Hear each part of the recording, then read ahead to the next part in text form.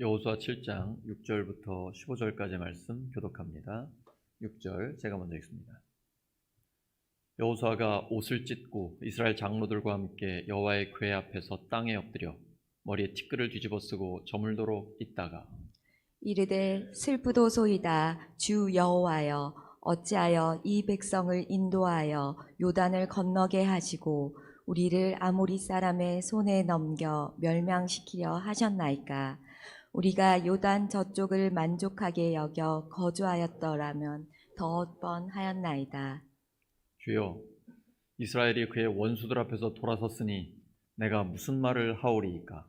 가나안 사람과 이 땅의 모든 사람들이 듣고 우리를 둘러싸고 우리 이름을 세상에서 끊으리니 주의 크신 이름을 위하여 어떻게 하시려 하나이까 하니. 여호와께서 여호수아에게 이르시되 일어나라, 어찌하여 이렇게 엎드렸느냐. 이스라엘이 범죄하여 내가 그들에게 명령한 나의 언약을 어겼으며 또한 그들이 온전히 바친 물건을 가져가고 도둑질하며 속이고 그것들을 그들의 물건들 가운데 두었느니라. 그러므로 이스라엘 자손들이 그들의 원수 앞에 능히 맞서지 못하고 그 앞에서 돌아섰나니 이는 그들도 온전히 바친 것이 됨이라. 그 온전히 바친 물건을 너희 중에서 멸하지 아니하면 내가 다시는 너희와 함께 있지 아니하리라. 너희는 일어나서 백성을 거룩하게 여겨 이르기를 너희는 내일을 위하여 스스로 거룩하게 하라. 이스라엘의 하나님 여호와의 말씀에 이스라엘아, 너희 가운데 온전히 바친 물건이 있나니 너희가 그 온전히 바친 물건을 너희 가운데에서 제하기까지는 내 원수들 앞에 능히 맞서지 못하리라. 너희는 아침에 너희의 지파대로 가까이 나아오라. 여호와께 뽑히는 그 지파는 그 족속대로 가까이 나아올 것이요 여호와께 뽑히는 족속은 그 가족대로 가까이 나아올 것이요 여호와께 뽑히는 그 가족은 그 남자들이 가까이 나아올 것이며 온전히 바친 물건을 가진 자로 뽑힌 자를 불사르되 그와 그의 모든 소유를 그리하라. 이는 여호와의 언약을 어기고 이스라엘 가운데에서 망령된 일을 행하였음이라 하셨다 하라. 아멘. 여호수아 8번째 시간, 불사르고 불타오르라, 불사르고 불타오르라 라는 제목으로 하나님의 말씀 전하겠습니다. 여리고에서 하나님이 대승을 주신 그 뒤에 이스라엘 백성은 자신감으로 충만해져 있었습니다. 그래서 여호수아와 백성들은 기도하지 않고 하나님의 말씀을 듣지도 않고 아이성을 향해 진격했습니다. 벌써 이름이 아이성이잖아요. 가볍게 생각한 것 같습니다. 여리고에 비하면 작은 성이기에 그들은 쉽게 생각했습니다. 아이성을 정찰하고 온 정탐꾼들은 군사들을 다 올려보낼 필요도 없다고 한 2-3천 명만 보내면 충분하다라고 보고를 했습니다. 하지만 결과는 충격적이었습니다. 적들에게 등을 보이고 도망친 것입니다. 그리고 그 중에 36명이 전사했습니다. 사실 3,000명 중에 36명의 군사들을 잃었기 때문에 비교적 적은 손실이라고 할 수 있습니다. 등을 보이고 도망쳐서 전체가 후퇴했는데 그 정도밖에 죽지 않았다라 그러면 그래도 참 다행인 거죠. 저는 그것이 하나님의 은혜라고 생각합니다. 우리가 살면서 때로는 실패할 때가 있잖아요. 근데 아주 죽게 놔두지는 않으시더라고요. 어떤 경우에는 이 정도면 죽을 뻔했는데 죽을 뻔했지 죽지는 않거든요. 저는 하나님의 은혜라고 생각합니다. 하나님은 하나님의 자녀들이 실패해가지고 완전히 엎드리거나 그것으로 끝나는 걸 원하지 않으십니다.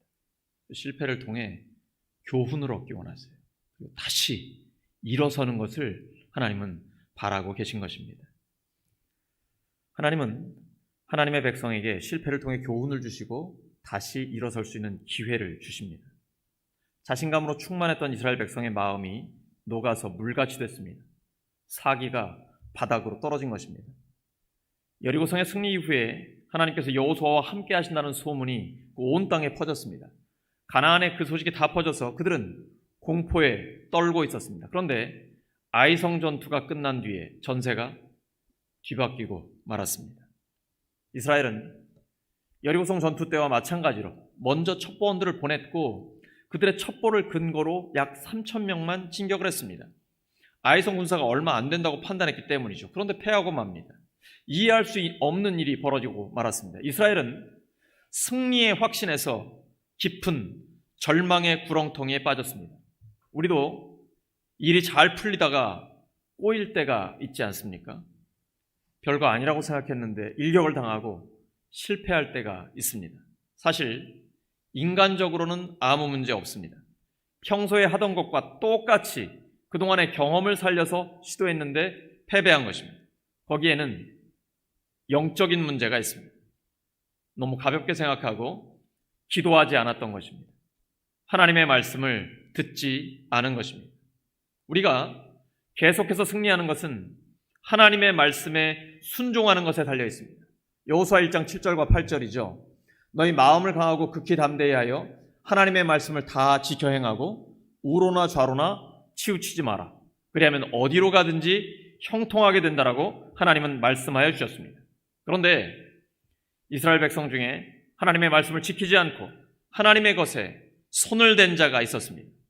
하나님과 맺은 언약을 깨뜨려 스스로 진멸당할 처지에 놓이게 된 것입니다. 그 범죄는 아간이라는 한 사람이 저질렀는데 책임은 공동체 전체가 지고 있습니다. 공동체는 개인에 대한 책임을 지고 개인이 저지른 잘못의 결과를 같이 감당해야 합니다. 교회 공동체도 마찬가지입니다. 교회는 그리스도의 몸입니다. 모든 형제 자매는 그 몸의 지체입니다. 한 사람 한 사람은 천하보다 더 소중한 존재입니다. 우리는 같이 살고 같이 죽는 운명 공동체입니다. 우리의 삶에서 이스라엘 백성들처럼 이렇게 실패했을 때 패배를 딛고 일어서려면 어떻게 해야 할까요? 첫째는 기도와 말씀에 목말라야 합니다. 기도하면 살 길이 열립니다. 엎드리면 해결됩니다. 재기의 기회가 주어집니다. 말씀을 통해 문제 해결 방법을 얻을 수 있습니다. 아무리 깊은 절망 중에 있다 할지라도 하나님의 백성들에게는 희망이 있습니다. 여호수아와 지도자들의 강점이 여기에 있습니다. 지금 말도 안 되는 패배를 당하고 돌아와가지고 민족 전체가 시리에 빠졌습니다. 사기가 완전히 바닥에 떨어졌습니다. 그러면 나쁜 지도자는 이렇게 할 수 있습니다. 첩보원들을 부르는 거죠. 너희들 왜 이런 정보를 가져와가지고 우리를 패배하게 합니다. 군사재판에 넘겨서 죽일 수도 있을 것입니다. 아니면 선봉에 섰던 장수를 불러다가 역시 재판에 회부해서 처단할 수도 있겠죠. 그러나 여호수아는 그렇게 하지 않았습니다. 최종 결정은 자기가 있기 때문에 지도자로서 자기가 책임을 지는 겁니다. 그리고 장로들을 불러서 우리가 모두 다 책임져야 한다. 함께 엎드려 회개했습니다. 하루 종일 하나님 앞에 엎드려서 참회했습니다. 이것이 바로 다시 일어설 수 있는 비결입니다. 하나님은 회개하고 돌아오면 반드시 기회를 주십니다. 아무리 깊은 절망 중에 있다 할지라도 하나님 앞에 엎드리면 살 길이 열립니다. 여호수아는 오늘 우리가 읽은 것처럼 하나님 앞에 원망도 하고 후에 섞인 탄식을 하고 있습니다. 왜 저희를 요단강을 건너게 하시고 멸망시키려 하십니까? 이럴 바에는 차라리 요단강 저쪽에 있는 것이 좋을 뻔했습니다. 이게 우리 모습 아닙니까? 잘못은 내가 해놓고 실패하면 하나님을 원망합니다. 기도하지 않고 시작해놓고 새로운 일을 하면서 하나님의 말씀도 듣지 않고 자기 마음대로 출발해놓고서는 거기서 패배하면 하나님을 원망하고 하나님 앞에 탄식하는 것이 우리의 모습입니다. 우리는 이런 실패를 반복하지 말아야 합니다. 아무리 쉬워 보여도 늘 기도와 말씀으로 시작해야 합니다. 그러면 계속해서 승리할 수 있습니다. 여호수아는 기도하면서 주님의 명성과 명예를 생각하고 있습니다. 9절이죠. 주님께서는 주님의 위대한 명성을 어떻게 지키시겠습니까? 하나님은 하나님의 명예를 이스라엘의 명예와 연결시키십니다. 사무엘상 12장 22절입니다. 시작. 여호와께서는 너희를 자기 백성으로 삼으신 것을 기뻐하셨으므로 여호와께서는 그의 크신 이름을 위해서라도 자기 백성을 버리지 아니하실 것이요. 여호수아는 바로 이 부분에 호소하고 있는 것입니다. 하나님의 백성들을 다시 일으켜 세워 주시옵소서. 그리하여 하나님의 명예를 드높이소서. 우리가 예배를 드리거나 실생활에서 기도할 때도 마찬가지입니다. 나 자신의 욕심을 채우기 위해서가 아니라 하나님 형통하게 해주시고 문제를 해결해 주세요. 그리고 영광은 하나님이 받아주시옵소서. 왜냐하면 우리가 할 수 있는 일이 아니라 오직 하나님이 하신 일이기 때문입니다. 하나님의 명예를 드높이소서. 이것이 우리의 기도의 제목이 되는 것이죠. 우리를 위해 죽으시고 부활하신 예수님은 자신의 피값으로 사신 교회를 자신과 동일시하십니다. 사울이 예수님 모를 때에 교회를 핍박하고 있었습니다. 그런데 예수님은 왜 교회를 핍박하냐라고 말씀하시지 않고 왜 나를 핍박하냐라고 말씀하십니다. 예수님은 교회를 자신과 동일시하십니다. 그래서 우리도 이 부분에 호소하는 것입니다. 하나님 아버지, 저희 나라, 저희 교회, 그리고 저희 가정 하나님께서 도와주세요. 그리고 하나님께서 영광받아 주시옵소서. 다시 회복시켜 주시고 부흥시켜 주시옵소서. 그것을 통해 하나님께서 영광을 받으시옵소서. 하나님 앞에 탄식하고 하나님의 명예를 위해 기도할 때 하나님은 문제의 원인을 알려주시고 해결 방법을 주십니다. 그런데 하나님께서 책망하시듯이 강하게 말씀하셨습니다. 일어나라! 어찌하여 이렇게 엎드렸느냐? 여러분, 안타까운 아버지 하나님의 마음이 느껴지십니까? 하나님은 자녀들이 실패하고 나서 좌절하고 낙심하고 엎드려 있는 것 좋아하지 않으세요. 원하지 않으십니다. 일어나! 이 정도 일에 좌절해서는 안 된다! 빨리 일어나! 라고 말씀하세요. 너 왜 그러고 있니? 지금은 내가 행동할 때가 아니라 바로 여호수아 네가 행동할 때다라고 말씀하시는 거예요. 그 안에 해결되지 않은 문제가 있어요. 그건 하나님이 지적해 주시고 풀어내는 것은 여호수아와 사람들이 풀어내고 해결해 버려야 합니다. 근데 여러분, 여호수아와 기도가 좀 다른 게 그의 스승 모세의 기도였습니다. 출애굽 이후 광야에서 이스라엘 백성들이 금송아지를 만들어 가지고 우상 숭배를 할 때 하나님께서 진노하셨고 심판을 경고하셨습니다. 그때 모세가 하나님 앞에 기도합니다. 하나님, 만약에 그렇게 하시면 하나님의 명예가 땅에 떨어질 것입니다.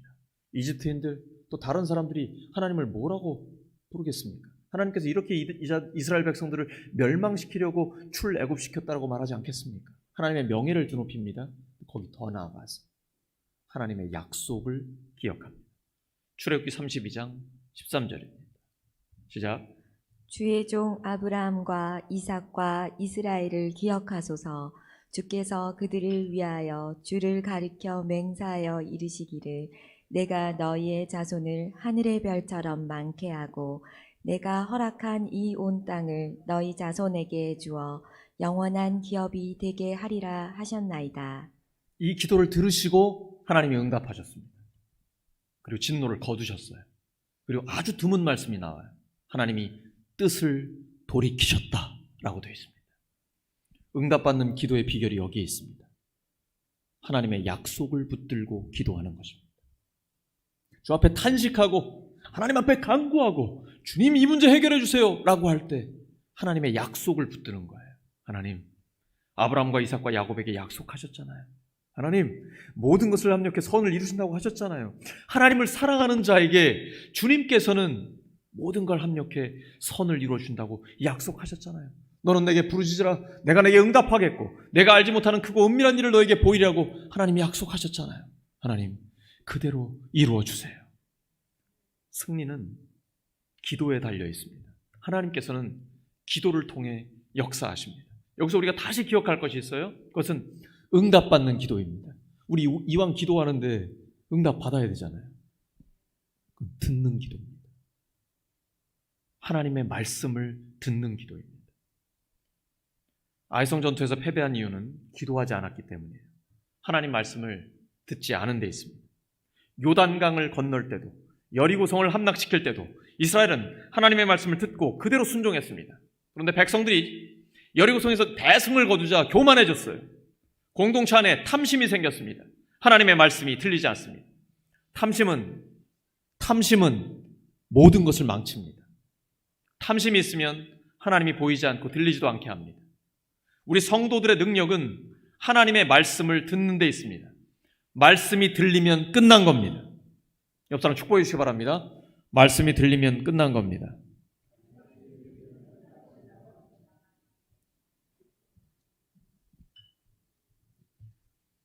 세상에 무슨 말이 많아도요, 하나님의 말씀이 들리면 그걸로 끝난 겁니다. 그때부터 우리들의 삶은 생명으로 넘쳐납니다. 빛으로 밝아집니다. 능력 있는 성도로 싱싱하게 살아갑니다. 하나님의 말씀이 들리면 요단강이 마르고 여리고성이 무너진 것처럼 다시 승전보가 울리기 시작합니다. 아이성에서 비록 패배했지만 하나님 앞에 회개하고 죄를 불살라버리고 다시 시작했을 때 이후에는 패배하지 않았습니다. 여러분 여호수아서를 보십시오.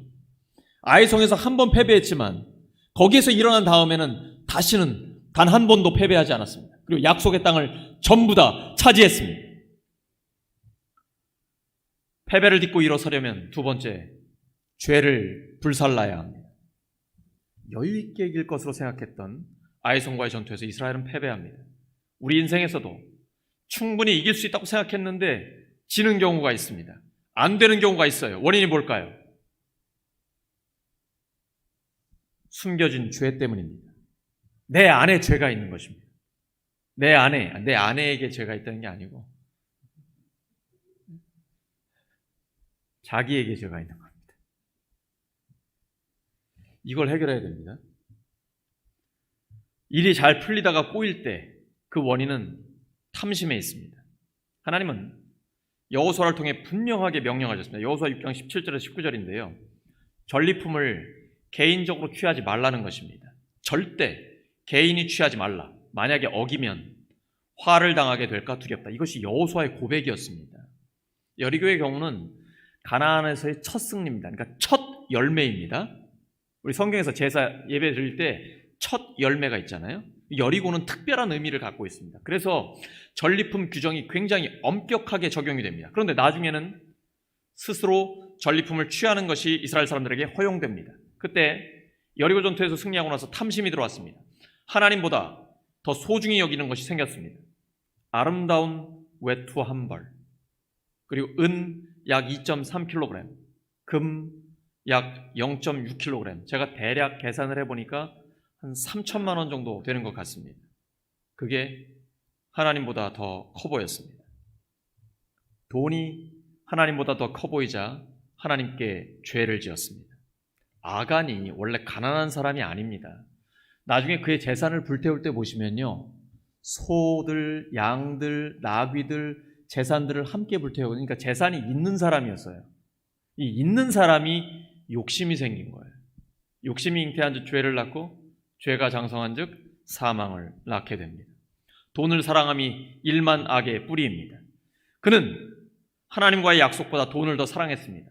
하나님과 돈을 겸하여 섬길 수 없습니다. 돈은 하나님의 영광을 위해 쓰이는 도구일 뿐입니다. 숭배의 대상이 아닙니다. 영혼을 구원하고 제자 삼는 데 귀하게 쓰여야 합니다. 하나님 나라의 아름다움을 드러내는 데 쓰여야 합니다. 우리에게 하나님보다 더 소중히 여기는 것이 있을 때 하나님은 보이지 않고 들리지 않게 됩니다. 신약에서 아간과 같은 사람이 있습니다. 아나니아와 삽비라입니다. 돈에 대한 집착이 있어서 하나님이 보이지 않았습니다. 정말 설교하기 어려운 부분이에요. 헌금들이 다 죽었어요. 그에게 돈이 보이니까 하나님이 보이지 않는 거예요. 사람들을 속인다라고 생각했는데 사실은 하나님을 속이고 있었던 것입니다. 사람에게 거짓말을 한 게 아니라 성령님께 거짓말을 한 것입니다. 우리는 자기 이익을 위해 상대를 해하려고 사람을 속이지 말아야 합니다. 사람을 속이는 자가 하나님 앞에 정직하다는 것은 거짓말입니다. 폭발적인 부흥을 하고 있던 초대교회에서 아나니아 삽비라 사건은 찬물을 끼얹은 듯 했습니다. 하지만 거짓의 죄를 끊었을 때 예수님을 믿고 제자가 되는 사람들이 점점 더 많아졌습니다. 죄를 불사르면 다시 부흥이 일어납니다. 교만에서 실패한 사람 중에 에스더 이야기에 나오는 하만이 있습니다. 하만은 정말 한없이 교만합니다. 자기 권력욕 때문에, 그 탐심 때문에 그는 수치를 당합니다. 그 교만 때문에 스스로 무너지고 맙니다. 베드로전서 5장 5절입니다. 베드로전서 5장 5절 시작. 하나님이 교만한 자를 대적하시되 겸손한 자들에게는 은혜를 주시느니라.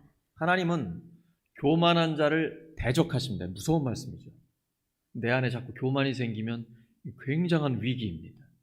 하나님은 교만한 자를 대적하시기 때문에. 하지만 늘 엎드려 겸손하면 하나님의 은혜가 우리의 삶에 충만하게 됩니다. 혹시 내 안에 아간이 있지 않습니까?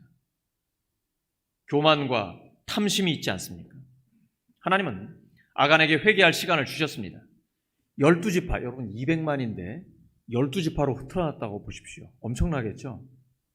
근데 그 12지파 중에 유다지파가 뽑혔습니다. 나머지는 다 한쪽으로 가고요. 그 다음 그 유다지파 중에서 세라 족속이 뽑혔고 또 나머지 족속들은 가고요. 세라 족속 중에서 삽디의 가족이 뽑혔고 다른 가족들은 갑니다. 삽디의 가족 중에 갈미의 아들 아간이 뽑혔습니다. 여러분 이렇게 수사망이 좁혀가고 있죠. 아간이 얼마나 조마조마했을까. 그때 빨리 회개해야 하고 하나님은 회개할 시간과 기회를 주신 것입니다. 그때 회개했다면 아간이 죽지 않았을 수 있을 것입니다. 하나님은 회개하고 돌아오면 용서해 주십니다. 범죄한 아간처럼 가족들과 함께 돌에 맞아 죽는 형벌은 지금은 없습니다. 예수님께서 십자가에서 모든 저주를 감당하셨기 때문입니다. 용서받지 못할 죄는 없습니다. 예수님 말씀하셨죠. 나도 너를 정죄하지 않는다. 가서 다시는 죄를 범하지 마라. 회개하면 용서하십니다. 그러나 그래서 신약시대에 사는 사람들이 죄를 가볍게 생각하는 경향이 있습니다. 그렇지 않습니다. 예수님이 죽으셔야 할 정도로 하나님은 죄에 대해서는 엄격하게 심판하시는 공의의 하나님이십니다. 그리고 신약시대에도 성령의 시대에도 죄에 대해서 징계가 있을 수 있습니다. 히브리서 6장 4절에서 6절입니다. 시작.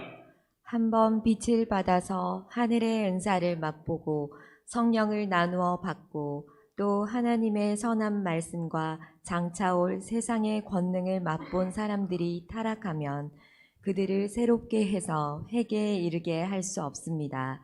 그런 사람들이야말로 하나님의 아들을 다시금 십자가에 못 박고 욕되게 하는 것이기 때문입니다. 히브리서는 전체가 설교문과 같습니다. 그래서 회개할 수 없다라는 의미가 아니라 이것은 아주 강력한 경고를 하는 것입니다. 빨리 회개하라라는 것이죠. 고린도 교회에서 성찬식을 할 때 성찬의 의미를 따르지 않았어요. 부자들이 가난한 자들을 무시하고 자기들이 먼저 먹고 배부르게, 그리고 얼마나 많이 포도주를 마셨으면 취할 정도였습니다. 노동자들, 가난한 사람들은 늦게 와서 먹을 게 없는 거예요. 그러니까 교회 안에서마저 빈부의 격차를 느끼면서 열등감을 갖게 하는 하나님 나라의 원리, 성찬의 성경적 의미를 그들이 깨고 있었습니다. 근데 거기에 징계가 있었어요. 그들 중에 병든 자도 있었고 심지어 죽는 자까지 나왔습니다. 이것이 고린도 교회의 상황이었습니다. 우리는 지금 아간처럼 죄를 짓는 대로 죽지는 않습니다. 그러나 죄가 있을 때 징계가 있을 수 있다라는 것이 성경의 가르침입니다. 두렵고 떨림으로 너희 구원을 이루라. 선줄로 생각하는 자 넘어질까 조심하라. 이것이 바로 하나님께서 우리에게 주시는 말씀입니다. 네, 여리고에서 아간과 반대되는 사람이 나옵니다. 라합입니다. 라합은 하나님을 선택해서 가족과 함께 구원을 받게 됩니다. 그러나 아간은 욕심을 선택해서 가족과 함께 모든 것을 잃게 됩니다. 선택은 우리에게 달려 있습니다. 하나님을 선택할 것인가, 돈을 선택할 것인가 결정해야 합니다. 아간은 돈을 선택했고 가족 전체가 심판을 받았습니다. 가족 전체가 공모했기 때문에 그런 것입니다. 왜냐하면 연좌제는 없습니다. 가족 간에, 그래서 이것이 중요합니다. 다른 사람의 죄 때문에 내가 심판받는 것은 아니지만 가족 간에는 또는 성도 간에는 서로가 서로를 견제하는 거룩한 견제장치가 있어야 합니다. 명백하게 잘못된 길로 갈 때에는 하나님의 말씀으로 권면해야 하고, 물론 기도부터 시작해야 되지만 가르쳐 주어야 합니다. 바로잡아 주어야 합니다. 그래야 공멸하지 않고 다시 일어설 수 있습니다. 아간 한 사람의 죄 때문에 공동체 전체가 피해를 입습니다. 선지자 요나는 어땠습니까? 요나 한 사람이 죄를 지었을 때 한 배 탄 사람들이 전부 다 죽게 되었습니다. 같이 죽고 같이 사는 것입니다. 공동체 전체가 함께 회개하고 새롭게 시작하면 승리는 계속됩니다. 아이성의 패배 이후에 계속해서 승리를 주신 것, 그것이 바로 우리에게 주시는 하나님의 교훈입니다. 실패를 통해 교훈을 얻으면 더 큰 승리를 우리는 얻을 수 있습니다. 우리에게는 우리를 위해 죽으시고 부활하신 예수 그리스도가 함께 계십니다. 실패는 예방주사와 같습니다. 우리의 밝은 미래를 위해서는 예방주사를 꼭 맞아야 합니다. 죄를 끊어버리고 정결해야 합니다. 여호수아 7장 13절입니다. 시작. 너는 일어나서 백성을 거룩하게 하여 이르기를 너희는 내일을 위하여 스스로 거룩하게 하라. 이스라엘의 하나님 여호와의 말씀에 이스라엘아 너희 가운데 온전히 바친 물건이 있나니 너희가 그 온전히 바친 물건을 너희 가운데에서 제하기까지는 내 원수들 앞에 능히 맞서지 못하리라.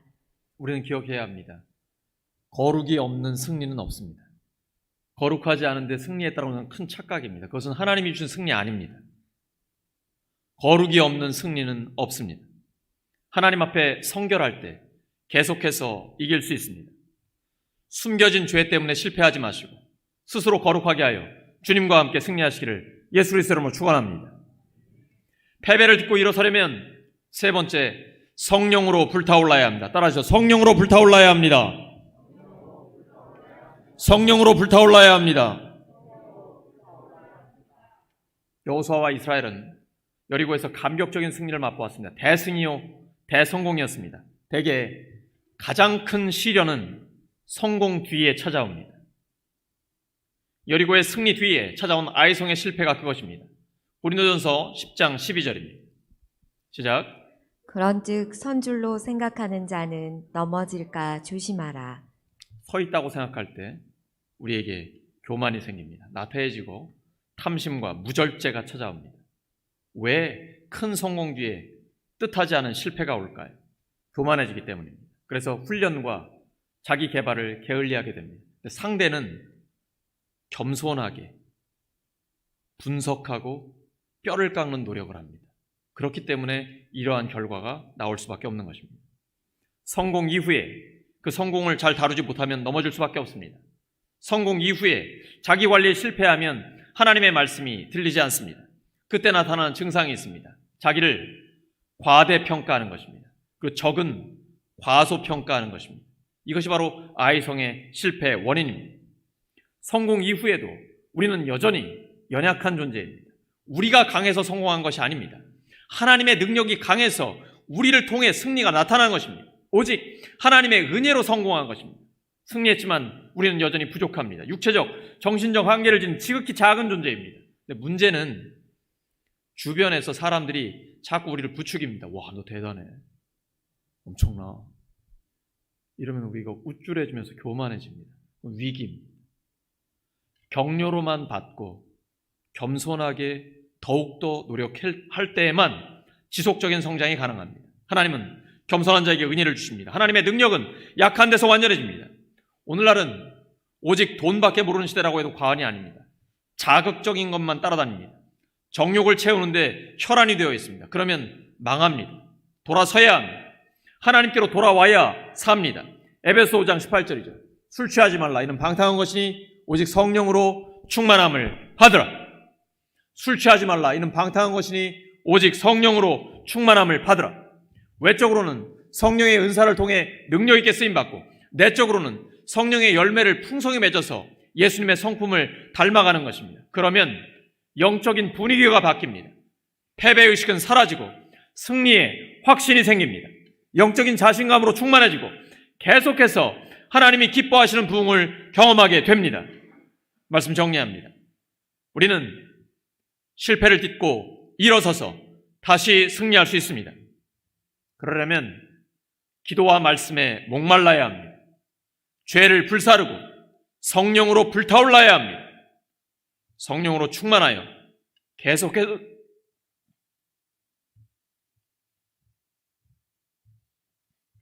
너무 불타오르는 것 같습니다. 죄를 불사르고 성령으로 불타올라야 합니다. 성령으로 충만하여 계속해서 승리하는 우리 모두가 되기를 예수 그리스도의 이름으로 축원합니다. 함께 기도합니다. 하나님 아버지, 저희들 실패를 딛고 일어서서 다시 승리할 수 있도록 도와주시옵소서. 저희들 하나님 앞에 간구합니다.